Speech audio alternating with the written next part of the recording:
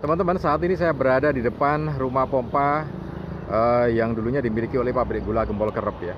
Nah, kali ini kita akan liputan sedikit tentang pompa air yang ada di sini, karena di sini menjadi pusat sirkulasi air untuk perkebunan pabrik gula Gempol Kerep di era zaman Belanda dan juga sampai tahun 1980.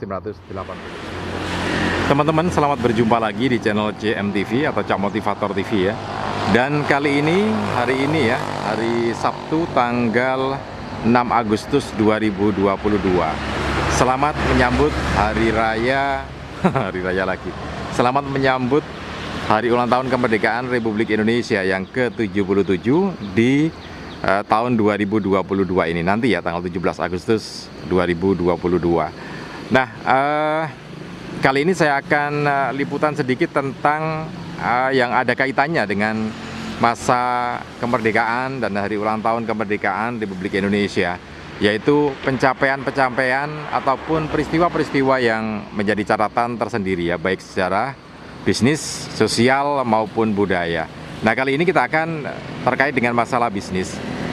Saat ini saya berada di depan rumah pompa milik pabrik Gempol Kerep, pabrik gula Gempol Kerep yang ada di Mojokerto. Lokasi saat ini saya berada sekitar 3 km ya, 3 km atau 4 km dari arah pabrik gula Gempol Kerep di utaranya. Jadi ini di depan rumah pompa. Nah, rumah pompa ini sangat fenomenal sekali karena dibangun di masa Belanda dulu ya. Itu yang paling atas itu ada tahunnya sekitar 1911 ya. Jadi sudah cukup tua bangunan ini, dan bangunan ini sejak dibangun sampai difungsikan terakhir itu sekitar 1980-an ya. Jadi 1980-an masih berfungsi untuk pengairan perkebunan yang jadi mitra pabrik gula Gempol Kerep. Nah, di atas itu ada tulisan Swikerf pabrik Gempol Kerep ya, pabrik Gempol Kerep. Nah, memang ini rumah pompa yang sangat punya kemampuan cukup besar, karena kalau kita lihat prosesnya ya. Jadi kita berdasarkan pada prosesnya saja supaya lebih gampang mencernanya. Nah, itu adalah sungai. Jadi ini Sungai Marmoyo ya, Sungai Marmoyo yang ada di sekitar Sawo dan Japanan Mojokerto. Nah, mengambilnya dari sini. Jadi air itu kalau musim hujan ini sangat besar, debitnya juga cukup besar ya. Diambil dari bawah sini. Nah, masih ada pipanya. Nah, itu dia. Ada pipa itu, pipa besar itu. Nah, itu terlihat ada pipanya, dan dulu sungai itu sampai pas di pipa ini ya, tidak ada sedimen yang seperti sekarang ini yang kita lihat itu. Nah, itu kan sungainya segitu. Nah, ini ada sedimen tanah sampai segini. Ini sebetulnya dulu nggak ada. Wah, orang buang sampah tuh, lihat tuh gelombangnya. Biasa buang sampah di sungai kan gitu ya. Sungai kayak pembuangan sampah. Gitu. Oke, kita lanjut lagi ya.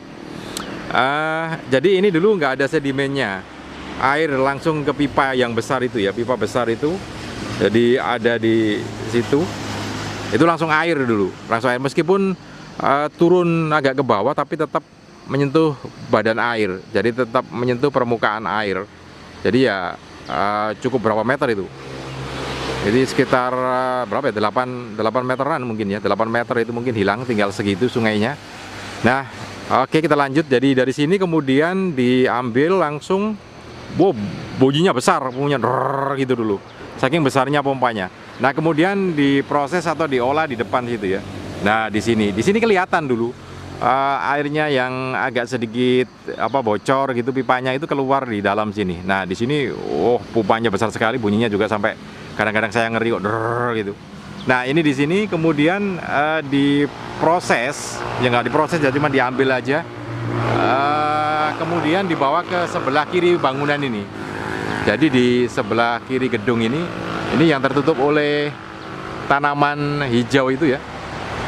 Oke, mungkin kita lebih lebih pas begini. Nah, itu kelihatan. Nah, itu adalah saluran yang akan menuju ke arah perkebunan. Ke sana sekitar 2 kiloan ya, 2 kilometer. Dan pipanya juga cukup besar. Sangat serius betul kalau ini akan dikelola untuk air gitu ya. Pipanya itu saluran pertama, saluran pipa tertutup itu bisa dimasukin orang gitu ya.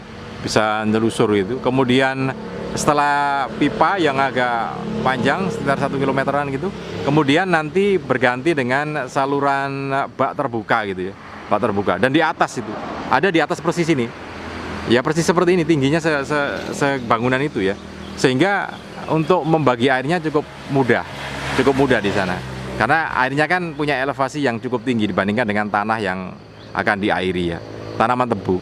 Nah, ini yang satu sisi sebetulnya saya paling jengkel, paling mangkel gitu ya sama Belanda.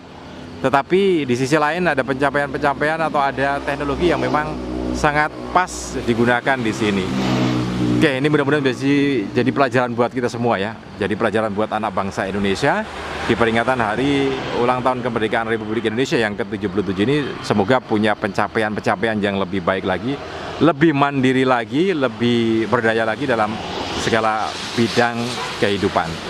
Oke, mudah-mudahan informasi ini bisa bermanfaat untuk kita semua. Salam dan sukses selalu untuk Anda.